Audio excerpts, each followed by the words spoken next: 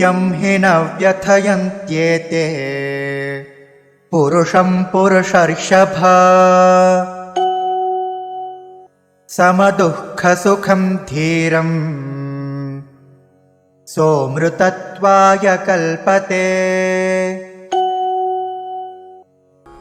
यं हि न व्यथयन्ति एते पुरुषं पुरुषऋषभा समदुःखसुखं धीरं सः अमृतत्वाय कल्पते।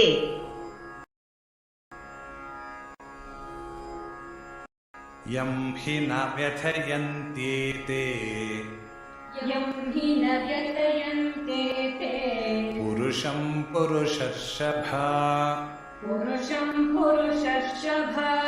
समदुःखसुखं धीरं सोऽमृतत्वाय कल्पते। यं हि न व्यथयन्त्येते पुरुषं पुरुषर्षभा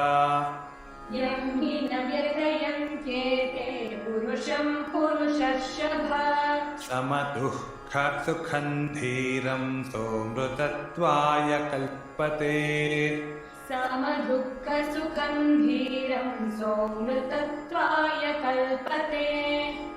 यं हि न व्यथयन्त्येते पुरुषं पुरुषर्षभा समदुःखसुखं धीरं सोऽमृतत्वाय कल्पते। यं हि न व्यथयन्त्येते पुरुषं पुरुषर्षभा समदुःखसुखं धीरं सोऽमृतत्वाय